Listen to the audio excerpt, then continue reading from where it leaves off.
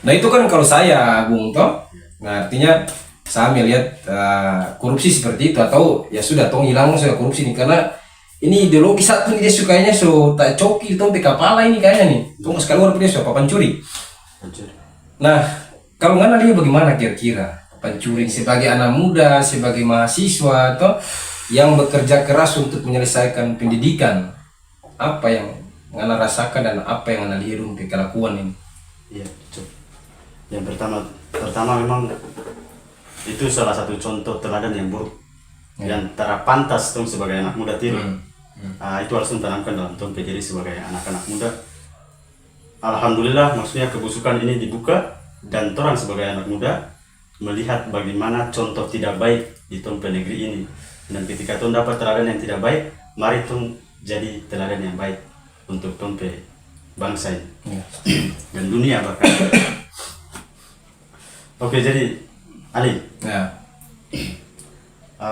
menurut Ngana ini kan tong bicara soal korupsi atau di mana kesebutan kepancuri. Sebenarnya korupsi atau pancuri ini apa menurut Ngana begitu? Apakah dia cuma soal uang, soal mengambil uang, atau bagaimana sih korupsi? Menurut Ngana pandangan korupsi itu apa? Jadi pencuri itu dia bukan hanya orang ambil uang negara. Tadi yang saya sebutkan tadi, masyarakat yang bekerja di pabrik, di petani yang di kobong-kobong dan sebagainya. Ketika ada pejabat negara yang pancuri uang rakyat, artinya pejabat negara ini juga pancuri hasil kerja petani tadi. Karena apa? Petani sumber korban kerja kalapa itu kan DP pajak masuk di negara. Artinya pejabat negara juga pancuri hak kerjanya petani. Selain itu apalagi coba, misalkan tambang masuk kemari, masyarakat petana hilang, itu kan atas izin-izin IUP yang dikeluarkan oleh pemerintah provinsi maupun pemerintah pusat. Jadi ini dia terstruktur pencuri nih. Jadi bukan cuma di Maluku Utara tapi secara nasional sistem yang ada di Indonesia yang terberes memang. Kalau memang begitu, berarti bukan cuma uang. Untuk menjadi seorang korupsi ini bukan cuma ngambil uang. Betul. Tapi karena juga merampas jiwa. Setuju jiwa, itu. Hak hidup masyarakat manusia. Luar biasa. Jadi ada lebih lagi. Bagaimana? Coba dijelaskan di saya soal korupsi yang lebih jauh. Iya, selain itu misalkan yang paling konkret itu buruh, toh. Nah tadi saya bilang sistem kapitalisme itu kan melekat dengan sistem apa? Sifatnya akumulasi itu. Nah, buruh ini kan dia menjadi apa? Manusia yang berhadapan langsung dengan sistem kapitalisme, karena ciri khas kapitalisme itu kan pengusaha, toh. Nah dalam perusahaan pasti ada buruh. Nah buruh ini coba dong bekerja ini aneh sekali. Pengusaha datang bawa modal, baku dapat di pemerintah, toh 1 triliun atau 10 triliun, 10 triliun. Ambil masyarakat petana, itu kan pancuri, secara paksa itu, kasih rusak masyarakat pelingkup. Artinya pancuri masyarakat penafas itu. Ini nafas orang hidup. Apalagi coba yang paling bahaya dari pancuri ala sistem kapitalisme dan sistem sebelumnya itu, dia mencuri apa yang diciptakan oleh Tuhan. Dengan apa? Melihat keadaan sekarang, keadaan bagaimana korupsi itu menjadi budaya itu kehidupan sehari-hari. Bagaimana kasus-kasus korupsi ini dia mengganti orang kearifan lokal. Dan ini dia cukup membuat tong sengsara secara dalam orang berhubungan dengan sahabat, dengan guru-guru, dengan dosen, sosial ekonomi kita bermasalah. Sebagai anak muda dalam melihat ini, menurut Ali, menurut Ngana ini bagaimana peran atau posisi pemuda saat ini melihat keadaan korupsi sekarang? Yang pertama sebagai anak muda ini kan orang hidup lebih lama. Artinya bukan saya mau bilang orang tua cepat mati, bukan, tapi anak muda ini dia yang disebut dengan bonus demografi, itu kampanye itu mulai penguasa. Tapi saya anggap ini bencana demografi. Kenapa bencana demografi? Karena ini yang terjadi nih. Harusnya istilahnya apa? Hak-hak masyarakat yang dituangkan dalam APBN, APBD itu diprioritaskan untuk pengembangan sumber daya manusia atau membuka lapangan-lapangan pekerjaan. Tapi apa yang terjadi? Artinya dorang bafoy semua, dorang bilang bonus demografi, dorang kasih bencana ke orang ini. Artinya ada bencana demografi. Nah itulah kenapa pemuda hari ini, mahasiswa, kaum muda, pelajar hari ini harus mengambil peran dalam pengertian begini. Dorang menghadapi pemilu ini 2024. Artinya ini bukan hanya sekedar mengganti orang. Karena coba cek saja itu dari zaman Orde Baru sampai sekarang. Upaya pemberantasan korupsi itu sudah dilakukan terus-menerus, ganti presiden, bahkan pemilu ke pemilu, tapi sama saja. Korupsi itu dia sudah di tangan tadi itu. Dia jadi membudaya karena dia melekat di sistem tadi, dia berakar di sistem tadi, sehingga pemuda hari ini harus berperan penting melakukan pendidikan politik di masyarakat, menggabungkan diri di masyarakat.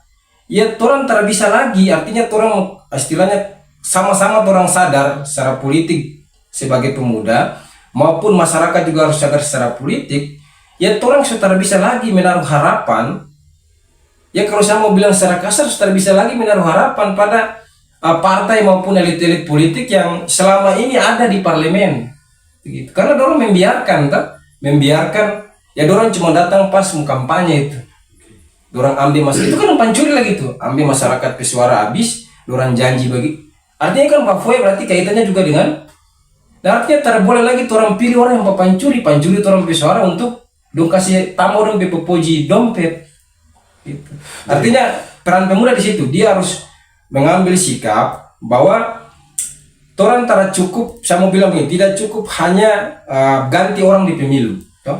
Tapi sampai pada tahapan bagaimana orang mendiskusikan ya satu sistem yang lebih baru di luar dari sistem yang melahirkan papancuri ini.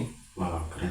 Jadi tadi papancurinya hanya bisa hilang ketika orang telah menyalahkan orang pendiri, orang sadar bangkit dan lihat masa depan Indonesia ke depan ini harus dirubah ulang secara menyeluruh.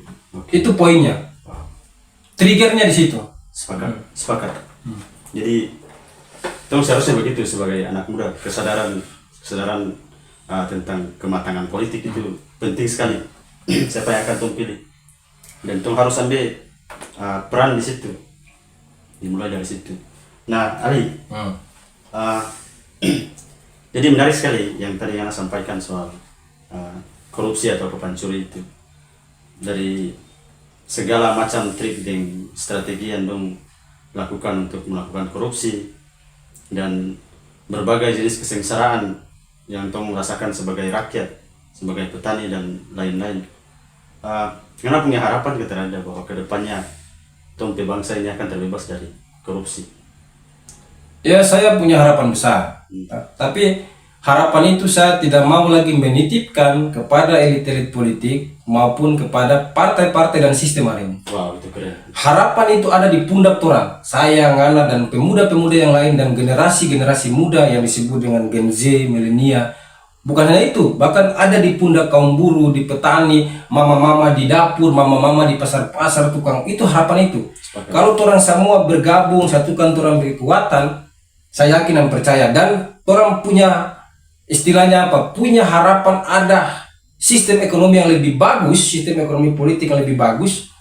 Saya yakin dan percaya, tahun-tahun ke depan Indonesia bukan hanya menjadi negara emas, tapi Indonesia akan jadi bangsa yang bebas dari papancuri. Wah, keren. Jadi begitu peran pemuda saat ini seharusnya. Oke. Sebagai pemuda nih Ali, sebagai pemuda nih, solusi apa yang akan kasih untuk memberantas korupsi ini? Iya, saya tidak masuk di wilayah agama ya. Okay. Artinya itu mungkin orang-orang yang beragama lebih paham. Saya belum bisa terlalu banyak bicara soal agama. Saya menyadari diri soal itu. Nah, tapi yang pertama tadi, solusi saya, papancuri hanya bisa dihilangkan atau dihancurkan ketika tadi orang bersatu. Jadi orang-orang kecil ini, orang-orang kecil yang orang hak itu dirampas, dicuri itu, ya orang harus bersatu dan orang harus memikirkan kekuasaan yang tidak lagi orang yang berkuasa. Jadi ya istilahnya ya apa?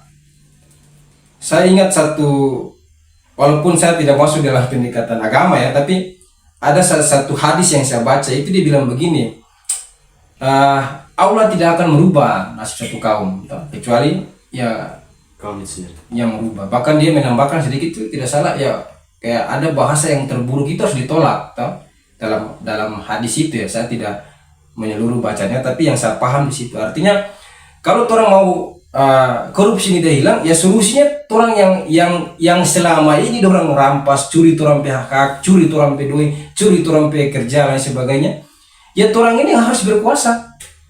Kalau orang tak berkuasa, maka papan curi itu akan ada terus. Oke. Berarti memang tong harus lewat berbagai jalur untuk memberantas Setuju. korupsi. Iya. Tergantung, terserah dari mana bidang. Itu secara makro ya, secara besarnya. Yang hal-hal yang mikro ya, istilahnya orang mulai membiasakan tradisi orang, kebudayaan orang sehari-hari, atau yang masuk ke politik, yang ada di kampus, yang ada di ini, mulai membiasakan tadi kebudayaan ya, hak orang. Orang tidak boleh ambil orang pihak. Orang punya begitu. Wah. Bahkan ya yang lain begini, secara ini sekarang itu kan ada pembahasan itu yang pertama tadi soal itu ya, soal orang harus berkuasa. Tapi hal-hal yang normatif mikro yang paling terdekat itu jangka pendek ya, orang harus segera menuntut negara mengesahkan undang-undang perampasan aset. Karena kalau orang terampas ya percuma. Dorang ini dapat angka dompet doi kan yang simpang di apa istilahnya, dia bilang di bank Swiss sana, itu kan istilahnya bank-bank orang-orang mafia yang disimpan di sana, atau dompet doi itu ya, dong akan keluar kemari masih tetap ada doi. Banyak kejadian pejabat negara itu keluar kemari terang miskin tambah kaya lagi.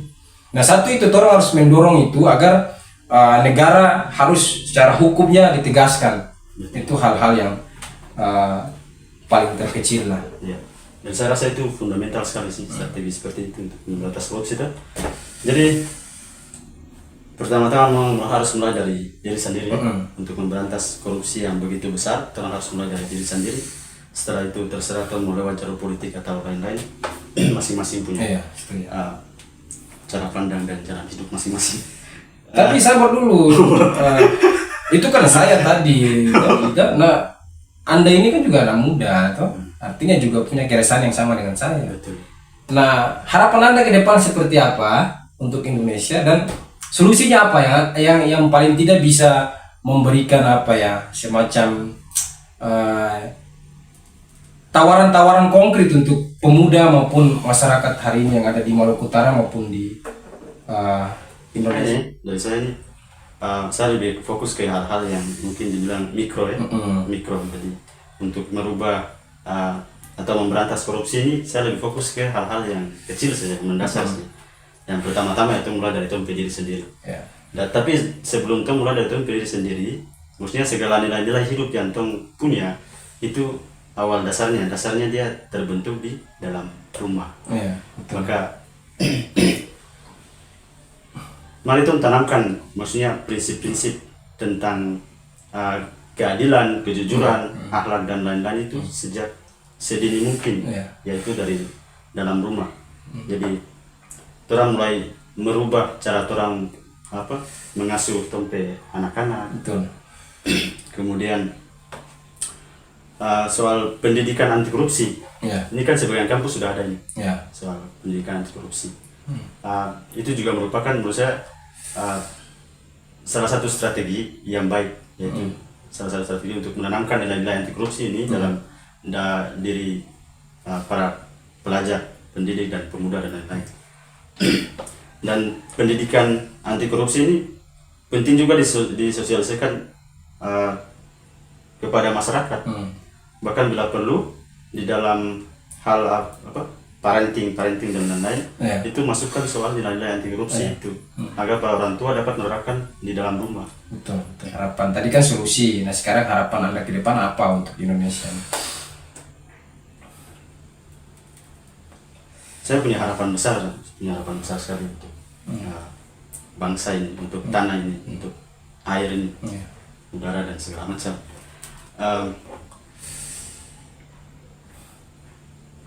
Orang ini hidup di negeri yang dia kaya. Betul. Dia kayak segala keindahan yang ada di dunia dia ada terkumpul di Indonesia ini. Luar biasa.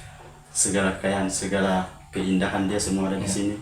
Dan saya resah karena orang sebagai orang asli, maksudnya orang yang lahir dan besar tumbuh di tanah ini, orang tidak mampu menikmati keindahan dan kekayaan itu, tidak mampu. Betul. Tidak mampu.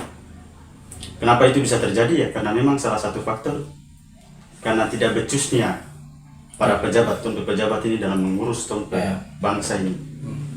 Bangsa ini salah satunya dengan cara korupsi. Betul. Itu cukup menyengsarakan orang. Jadi saya berharapan ke depan yang kedua itu saya selalu berdoa di Tuhan. Saya minta kalau saya tidak bisa jadi seorang pemimpin, saya minta ada satu orang pemimpin. Lahirkan satu orang pemimpin yang betul-betul dia bisa memimpin negeri ini. Betul. Dia harus cerdas, tapi cerdas saja dia tidak cukup. Karena tuh hidup di bangsa yang sebenarnya banyak orang cerdas.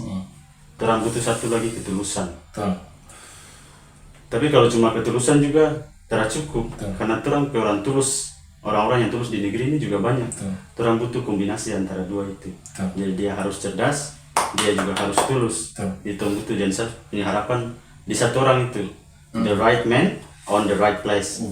Orang so hidup di tempat yang tepat, tapi bikin tuh sengsara hari ini karena memang tuh terdapat seorang pemimpin yang tepat di tanah yang tepat. Itu saya harapan. Oke, saya tangkap triggernya. Nah, tadi Anda bicara soal pemimpin. Nah, 2024 ini masyarakat Indonesia juga akan mencari pemimpin dalam pengertian pesta demokrasi. Betul.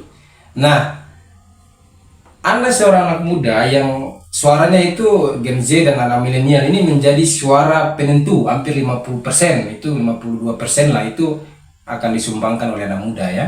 Yang itu entah yang mau golput ataupun tidak golput ya. Nah, itu kan hak politik kan. Nah, dari ketiga capres nggak apa-apa Anda mau pilih siapa. Anda melihat dari tadi ya yang poin-poin yang Anda jelaskan tadi, kira-kira siapa yang lebih tepat untuk memimpin bangsa ini ke depan, membawa bangsa ini hilang bersih dari papan curi dan lain sebagainya. Oke, ini juga sekaligus harapan ya. Jadi saya punya kriteria tersendiri untuk seorang pemimpin. Saya punya kriteria tersendiri. Kalau di sistem demokrasi, di mana sistem ini kan dari luar, dari luar, itu sebenarnya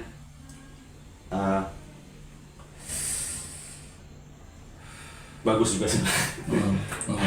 Cuman kalau untuk melihat tiga calon presiden di 2024 ini untuk masa jabatan 5 tahun ke depan, jauh sebelum Pilpres. So ada sosok yang memang saya kagumi dari awal. Jadi ceritanya dulu memang saya kan di dunia pendidikan. Saya ambil fakultas pendidikan, keguruan dan pendidikan. Jadi saya lebih banyak condong di dunia pendidikan. Dan salah satu sosok inspirator yang saya dapat di dunia pendidikan waktu itu Pak Anies, Anies Baswedan.